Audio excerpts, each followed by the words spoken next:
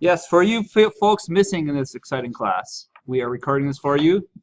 You watch this on YouTube, watch all the way through, and maybe we'll have a secret message for you at the end for a reward for you if you watch it on YouTube.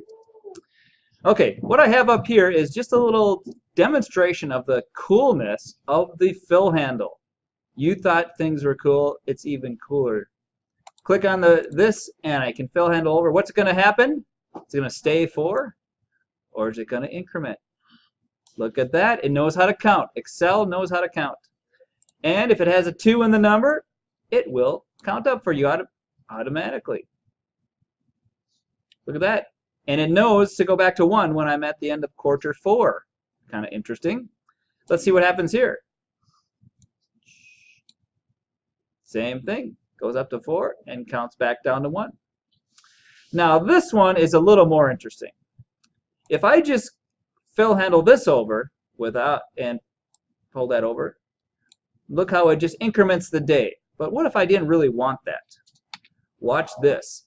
If I select 2 things and then fill handle, Excel figures out what sequence I want based on how these are different. Now, as you look here, what do you see is different? The month. And how are the months sequence going? Yeah, it's every other. July, August, September. So if I drag this, it's going to figure out, oh, you must want me to go the same day, but every other month. It figures out that sequence for you.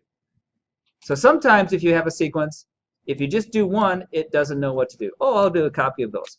But selecting both and then let go and fill handle, it figures out, oh, you must want me going incrementally. And the same with these, 1 and 2, and then fill handle increments. So what's going to happen here? What's the sequence? Well, how are these 2 numbers different? It's going down by 50. So let's see if it keeps going down by 50. Look at that, going down by 50 each time.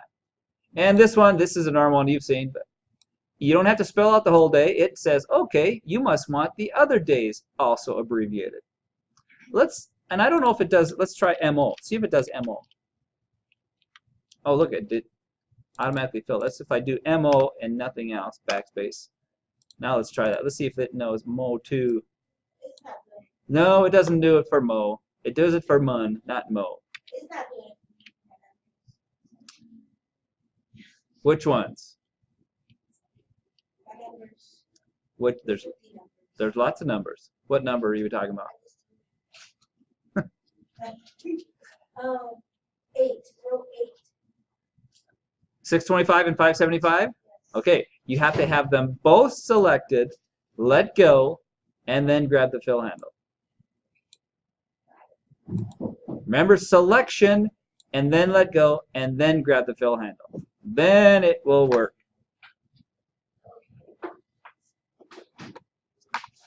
So that's the key thing here. If you have an odd sequence, but Excel could figure out from looking at 2 of them, then the fill handle will continue the sequence. And the 4th section, it will count down. And it's even smart enough to know that 21 is the 21st. It will put an ST at the end where it's necessary if you have a 4th, 5th, 6th. And there it's going up by 3. So it will continue that sequence. This sequence goes up by 5 and it continues the sequence. Just a little bit of taste of the wonderful fill handle. Now on to our project. And you don't have to save that. That's just practice. That was taken from the book. They have a little discussion of that on the book on page EX120. I never believe when they give me the tables in the book. I need to try it first to make sure that they're not lying to me. So, and it helps me to remember all the possibilities. So I want to do a select all and delete. And why aren't they deleting? What's going on? Select all, delete. There we go. You have to click out of there, click onto an extra cell, and then do a select all, Control A, and then delete. There you go. All right, now we're starting a new project. A lovely, is it flowers? I think we're selling flowers. No, we're selling ice cream. We're making a financial report, 6-month financial projection for Caitlin's Ice Cream Shop. So just like we did before, we're going to put in a title, Caitlin's Ice Cream Shoppe. 2 P's just for recognition. And we're doing a 6-month financial projection. It's starting out as pretty much a regular spreadsheet. Our plan is, just like the previous spreadsheets, to have something that looks a little bit like this. We're going to have headings across the top, row headings, and then some totals, and a graph. But something special we're doing here, going to be in the lower left. This is going to be our, what will we call it? Our controlling, our parameters, our assumptions, you might call them. The assumptions we're going to make in our financial projections. And we can tweak these assumptions and see what would happen if we change the percentage here or something else. That's what we call a what-if analysis. We're going to change some things later. But first we get our spreadsheet put together, and then we'll do the analysis. So, nothing about interface designers. That's for a separate class. I don't know why that came up. There we go. So we have our financial projection, and now we're putting in January for our first column heading, right here at 3B, B3. January. And of course, we are going to use the fill handle, but don't use the fill handle yet because we want to change the formatting, and we know that fill handling over also copies the formatting. So I'm in January, and now I need to edit its rotation. I cannot access the menu until I'm done editing. I can either hit enter or the tab key or click on another cell, and now I can come back here and with that cell selected, change the rotation. I'm going to go up to the orientation icon and go down to Format Cell Alignment. This pops us into the Format Cells dialog, and let me magnify that for you.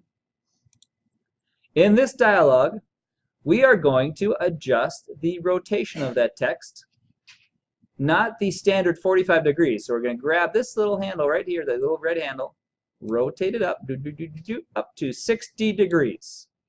If you were given an odd angle, you could actually type that angle in, but it snaps to 60.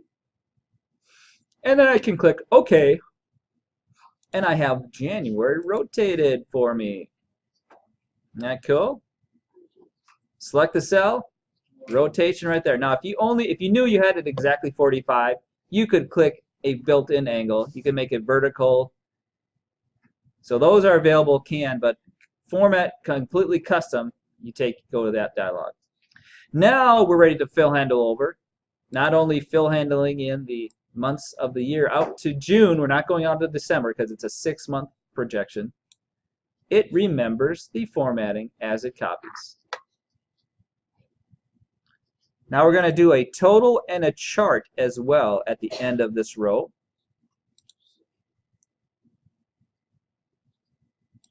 Yes? So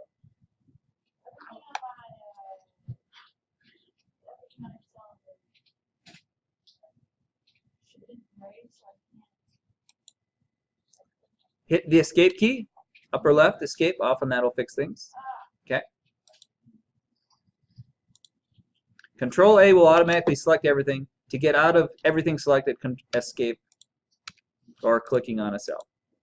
Now I'm going to also add a total, and because the ones next to it were rotated, total will also be rotated. And we're also going to add a chart. And you'll see it also is rotated. Notice when I edit it, it puts it in horizontal mode. Once I let go or deselect it, it goes back to its rotated format. Now we're going to put in some row headers as well.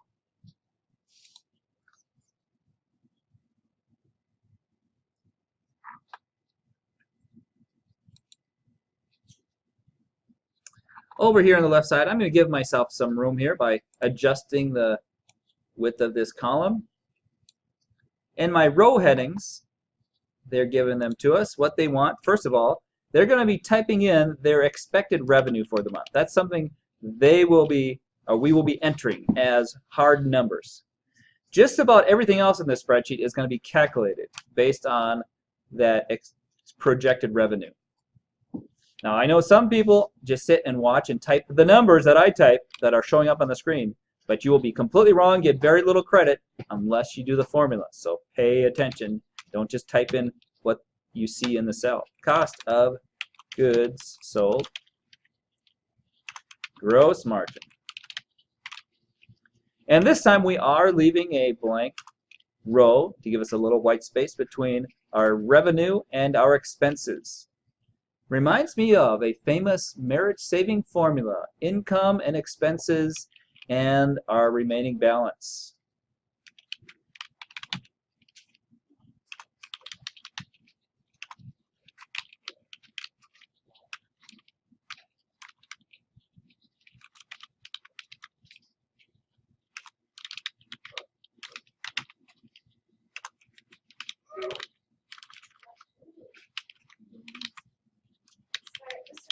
Yes. So for some reason, when on Excel, if I use the arrow keys to try to move over in columns or down rows, it's like moves the page down.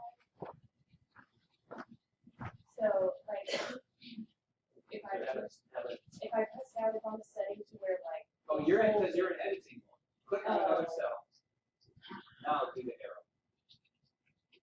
Oh, it's something. Yeah, it was not the setting that I'm It thinks it's scrolling.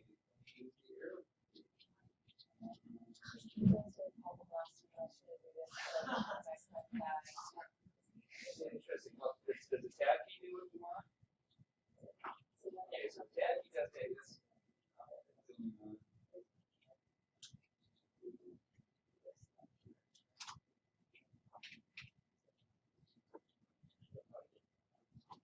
There we go. Try now. perfect. It was this key right here. Scroll lock was on. I hardly ever use scroll lock. I don't know why. Yeah, it's easy.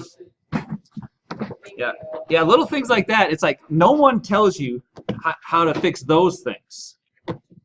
And don't blame yourself. That's Microsoft's fault. Always blame Microsoft.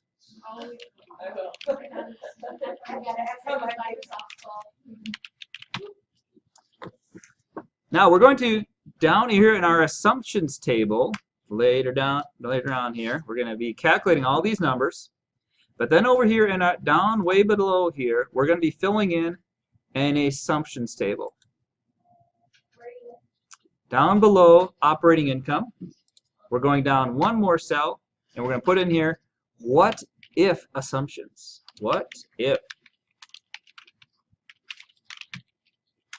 Now, I'm going to be making assumptions about my expenses, about my bonus, commission, site rental, marketing, equipment repair, maintenance, and total expenses, not total expenses. I'm going to be making assumptions about these things. So I don't want to type them over again. I'm going to do a select through those, copy and a paste. Control V. Just make a copy of all these 9 through 13 because our assumptions have to do with those values. Now let's go pretty things up a little bit. We're going to indent that. Yep. Yes, starting at 19. We're indenting that. We're going to indent all of these by selecting through and increase indent right there. And down here we're going to, are we increasing indent of those? I don't remember. Yeah, they are also indented. Now they actually indented before they copied and pasted, so either way, as long as they're left indented. Now if I want to get rid of the marching ants or the dotted line around the copy, I can hit escape and that gets out of my way to not annoy me. Okay, so we have just our headings, our labels, and I think now we're going to start entering what our assumptions are. Before we even enter revenue and then start calculating, letting Excel do the rest of the work, we're going to enter assumptions about our business, and we need a couple extra lines in here. So let's go down now and see what extra lines we're adding into our assumptions table. We're going to keep track of our margin and our sales revenue for bonus. So we need a new row right below here. The easiest way to do that is right-click in the gray on row 20 and do insert, and it will insert one row. And I can then put in there sales revenue for bonus. An assumption, an additional assumption, and this is going to be a fancy, we're going to be using an if formula up above, determining whether or not they actually get their bonus. So to insert a cell, just right-click, insert when you're on the cell, on the row heading, and it will insert a row above that. We're also going to insert another one. We're going to be putting in a margin, and I believe margin is going to go right above everything else. So right here, we're going to be inserting margin. Now watch what happens. Remember when we do an insert, and I type in margin now, notice it remembers, even though you're inserting above this row, it puts it in the same format as the row above it, and so it's not indented. So I can go back and after it's finishing editing, hitting escape. Oh, escape, stop the type. Hitting enter, now I can come back to that and indent that as well. And I think now we're ready to actually enter our assumptions, and we're going to learn a little bit more about number entry with Excel. Oh, what's that? Oh, right up here in the alignment, right there. That's indent, and that's decrease the indent.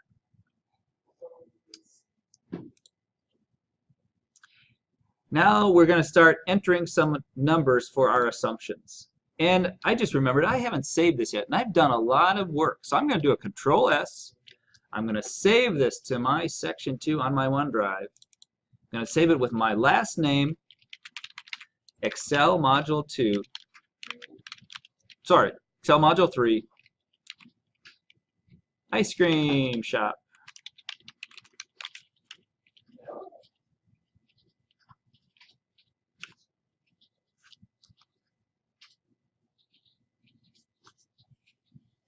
And now I can start entering some numbers. Now remember, as I enter things, I can always come up here and tell Excel what format to put the number in. But as I type, if I type 78.75 and then type percent there, that's the same as telling Excel, put that in percentage mode and treat it as the mathematical number 0.7875 by typing percent when I enter the number. And the same goes for if I type 3,500.00, it will automatically know that that must mean you want that in comma format. So I don't have to click and then say comma format. Just putting a comma as I type it, mathematically it treats it as 3,500, but it formats it in comma. Same thing for this one, 65,000.00, keeps it in comma format. Now the rest of these are back to percentages. So again, I can type 25.00%, telling Excel I want to see the percentage and 2 decimals after it. And the rest as well, 10.00%. You're telling Excel, please put it in, treat this as a percent number and use 2 decimals.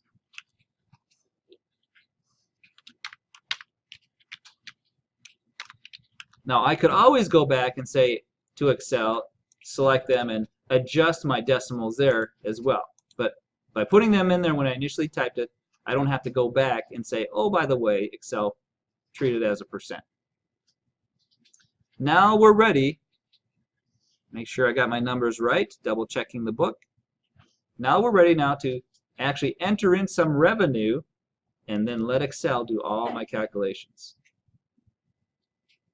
Control S and next page.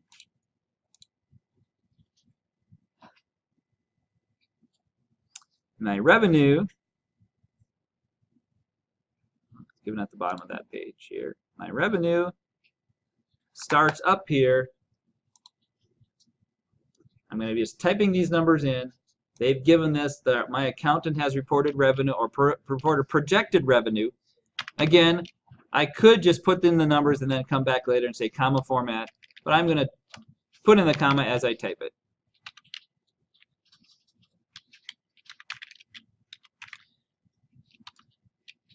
I generally just type in the number and then later come back and say, put it in comma format, please, with 2 decimals.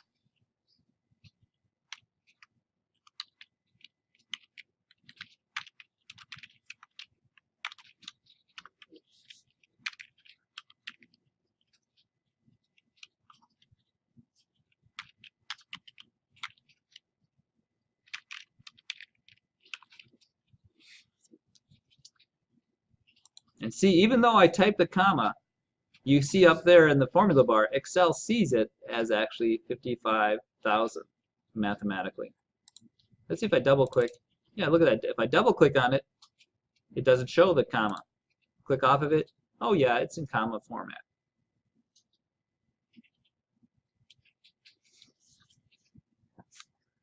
All right, now we're coming to a very important concept. How many have heard of absolute referencing in Excel? Ever seen absolute or heard absolute referencing? So this is something that it's a harder concept, but it comes up a lot in worksheets when you have a lot of columns based on calculations or assumptions that are over here. First of all, let's just figure out this formula and then think about why we need this thing called absolute referencing. So cost of goods sold is our revenue times the quantity 1 minus our margin. So let's figure out that formula. So we put in equal that number above me times 1 minus, and then click on margin or type B19.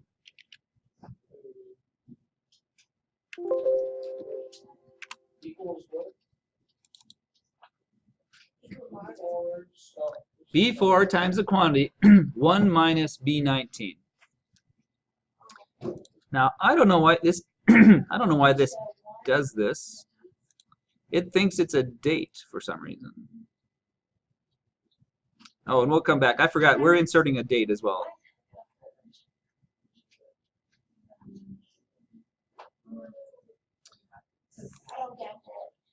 You don't get that. All right. Equal. Equals this there. Times thingy. And then parenthesis 1 minus. And then you can go down and click on your margin. And then parentheses enter. Okay. Now if I let go, if I click somewhere else now, oops. Gotta be careful when I'm in edit mode. Look at that, I get a date showing up. I don't know why it has a date show up, but all I have to do is click back and say, wait a minute, don't put, that's not a date, it's a comma formatted number.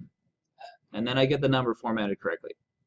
You want us to put it in comment? Yeah, I think so. And that's kind of irritating. That comma format, notice that isn't quite indented the same. That kind of bugs me. I don't know why it does it. If I click there, I'd rather have them lined up. That's a little irritating. Yeah. Yep. I prefer, if I'm going to make a comma format, keep it the same. Okay, now let's go back to this formula now. Here's the deal with this. I am planning to copy this formula to the rest of the months of the year. Okay? And if I do that, without doing the special absolute referencing, look, I get the wrong numbers. I get zero cost of goods sold. I'm getting incorrect calculations. And the reason is, let's take a look. When I copied it over, it changed B19 to C19. But I want to keep only multiplying by the margin that was in B19. I do not want that to move. And thus, the ever important, hit the F4 key when you're editing B19, and it puts the little dollar signs around it. I like to call those the stickies. When you put a sticky to the left of the B, when you copy the formula, that will still point to cell B19 because the margins is always in that one cell, an absolute reference. So without the stickies, if I copy this to the right, this will become C4, and then D4, and then E4, which is correct. I want to multiply. You could type them or hit the F4 key, and it will cycle through the variations of absolute reference. They call that mixed reference. See how the 19 has a sticky on it and the B doesn't? This way the B will stick and the 19 will change. And really the only one that really matters is the B because we're copying it to the right, we're not copying it down. But it's safe to do both. That's an absolute reference. Remember the stickies, and it only matters if you're planning to copy the formula. If it's a one-time formula, you don't have to worry about absolute referencing. But if I'm planning to say, okay, I'm going to get it right for January and copy the formulas over, I have to put the stickies in there. And if I don't put the stickies in there, I have to redo all my calculations for every month because this is going to get changed when I copy the formula over. So absolute referencing means stickies around the reference, but not around here because that will change as I go to my other months. I do want it to change to C4. Okay? Yeah. So the dollar signs in the form, once I hit enter, it actually does the calculation. And now watch what happens if I copy this over to the other months. Oops. I actually grabbed the move handle there. Fill handle. It calculates the correct. Let's go ahead and adjust those columns by selecting them all, double clicking. And now it is calculating the correct cost of goods sold. And watch if I double click on the formula, it shows me, hey, look, the B19 didn't change, which is how I want it. Yeah. Okay. So if just click on the cell and just type equal the revenue above me times, then it's 1 minus my margin, which is down here. I'll zoom out a little bit. Oh, I can't zoom out while I'm in the edit mode. And that's what I get put in the right parenthesis. But while I'm here, but then go back, click on the B19 and hit F4, and it puts it in absolute. I could always type the dollar sign. I could always type that sticky. It keeps it from changing when I copy the formula. Without the stickies, it's what we call relative referencing. And as I copy my formula, the references will move. And remember the control accent or control tick mark shows me my formulas. And I can view all my formulas and see that B19 is sticking, but the B4 does change. Control tick mark takes me back out of show my formulas. Now while we're up here in the upper right, we have to do a little work here. We want to put a auto sum here. So I'm going to select that cell, double click auto sum, and automatically totals the numbers connected on the left. Yes? Mine is doing like a hashtag value thing. Just double click on the edge of the column and it'll auto fit for you. No. It's not just. Oh, giving you the word value. That means it's an error. Check your references there. It's the same. And if you enter, now what do you have down in B19? Is there an actual number?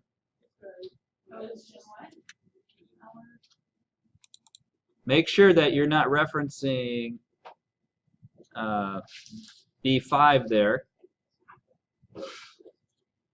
Let's take a look.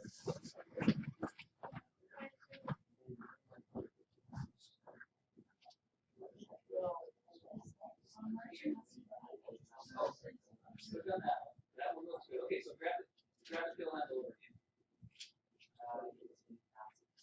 And okay, so that go back to that form on that one there. This is how we built it. C for that one.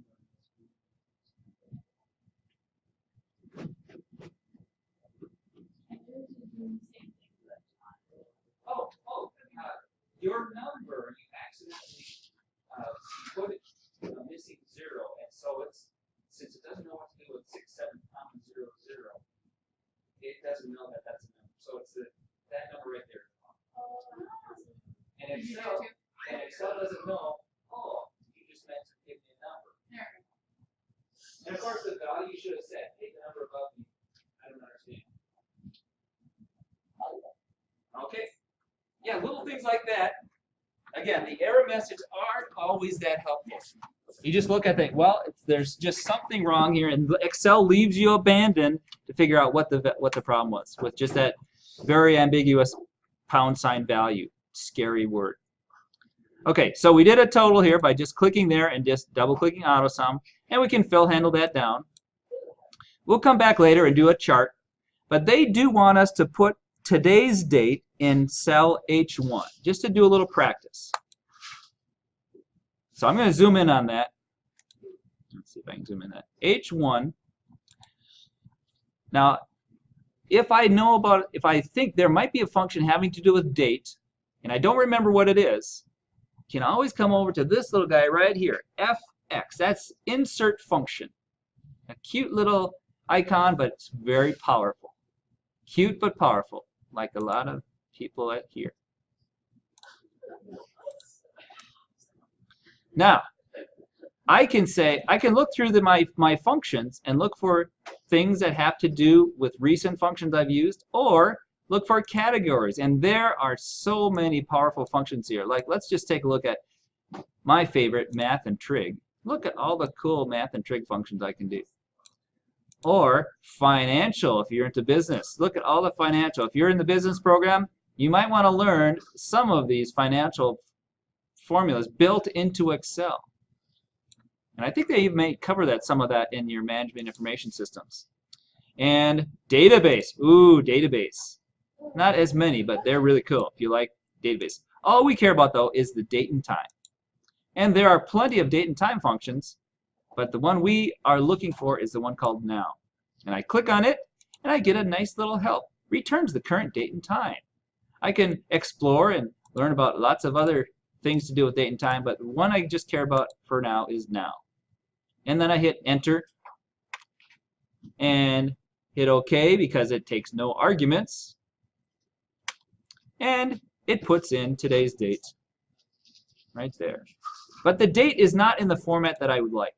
So I can now go to my cell formatting area right up here and choose my date style. Or go to my dialog. I can choose date here, make it a short date. Or I can go to my number format dialog and choose a date of an abbreviated date right there.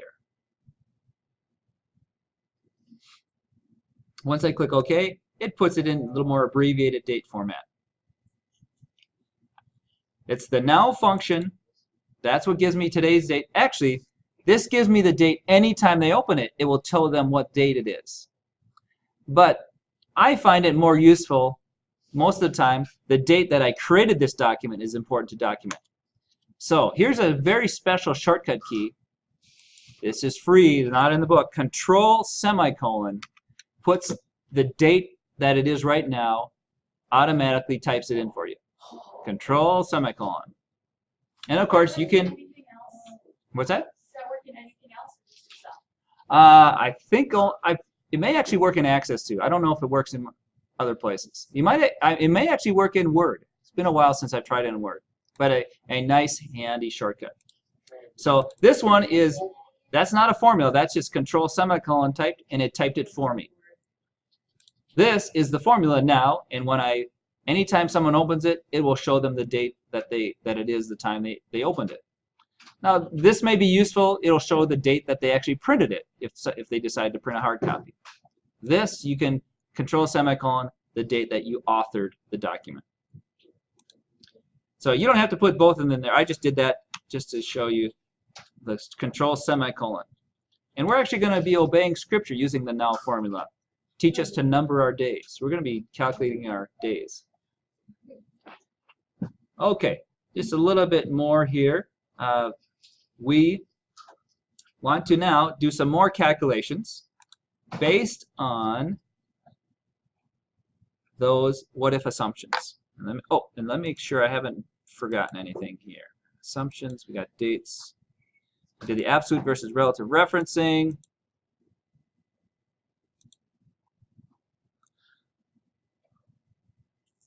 All right. Now we're going to do one other hard concept besides the absolute referencing is a formula called an if formula. And let's use it by example, and then we'll come back and explain what we're doing. What we want to do is we're going to be calculating our, let's see, did we calculate our total expenses yet? Let's see if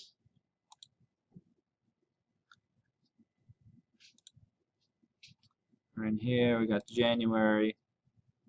Yeah, gross margin. They gave us the formulas here somewhere for these other cells. The gross margin is just, yeah, it's just the revenue minus cost of goods. So gross margin is a simple formula. It's equal to that number minus that number. Revenue minus cost of goods sold. That's our gross margin. I can enter that once and then fill handle it over. And I could even put it under the total. It'll come out to the correct number.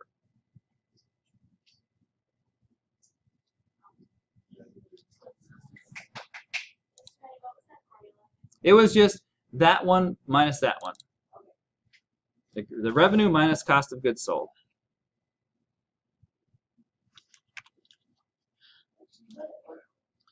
Now we come to a formula. And I'll type in the formula and then we'll come back and think about what this means. Okay? Now, the formula has to do with our assumptions down here. Let me zoom out so we can actually see our assumptions.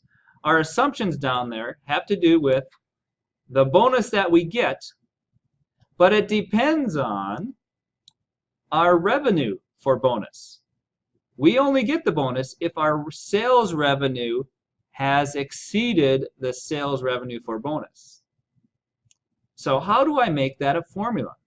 I get the bonus, there's my bonus value, but only when my revenue, and I'll zoom out a little more, my revenue up there, my revenue up there is greater than revenue for bonus. So this is where Excel, I'm going to click there so I got more room. This is where Excel has invented a new formula to give you mathematics when you have a situation like this, depending on whether something else is true in your spreadsheet. You run into these kind of things when you're doing taxes. Like if you have more than 3 dependents, then you charge this percent, or if less, then your taxes are this. That comes up so much in accounting and spreadsheets that they made this formula called the if formula. And here's what it looks like. Equal if, and then you'll see a little help underneath show up. This is a thing called a logical test. We need to compare 2 numbers. If our revenue is greater than the revenue for bonus. So we can compare what's in B4, greater than, that's the greater than symbol. If B4 is greater than sales revenue for bonus, what do I need to do about that B21? Since I'm planning to copy that formula to the right, hit F4 because that needs to be an absolute reference. Now if you look real close here in that little help down below. It shows a comma. Once I type a comma, that's telling me the second parameter to the if formula is what will go into this cell if that logical condition comes out to be true. So what would go here if my revenue is greater than my sales revenue for bonus? What should I get for a bonus? That. I should get that number because that's the bonus I get in my assumption. So I click there, hit F4 because that's sticky there as I plan to copy this formula up.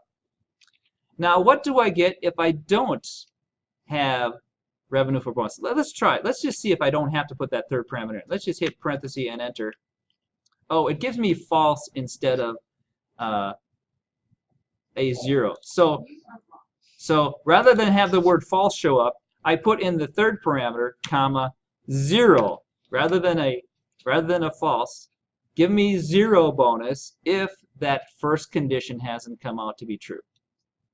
So the if formula is equal if, and then some type of test that comes out to be true or false. And then if that test comes out to be true, I need a value to put there when that test is true. And the otherwise, a value to put in there if that test is false.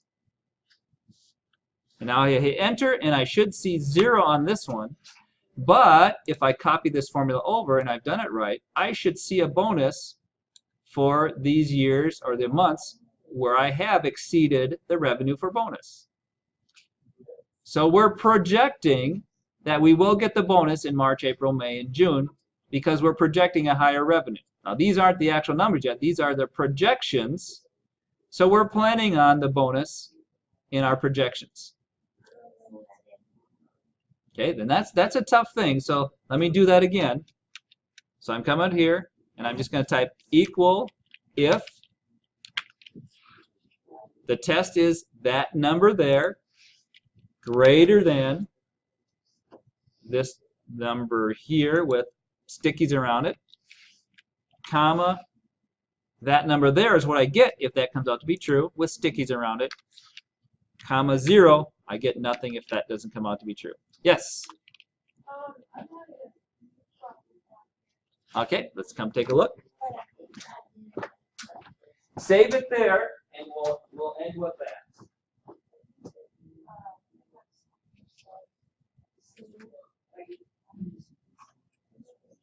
Okay, so that's your sales revenue for bonus. So just type 3500. Oh, you're just off by 1 down below, so you have the right numbers. Just go ahead. Let's save yourself. Just go select through the. Go ahead and escape. Go select through those numbers that are below that. Select down, and just grab the edge of it and move up 1 step. Not the fill handle. Grab the move handle right there. Yep. Oh, there you go. There you go. And that was commission. Commission is 25. 8, like 10. 5, and then the last one's 3.5. There you go. 3.5.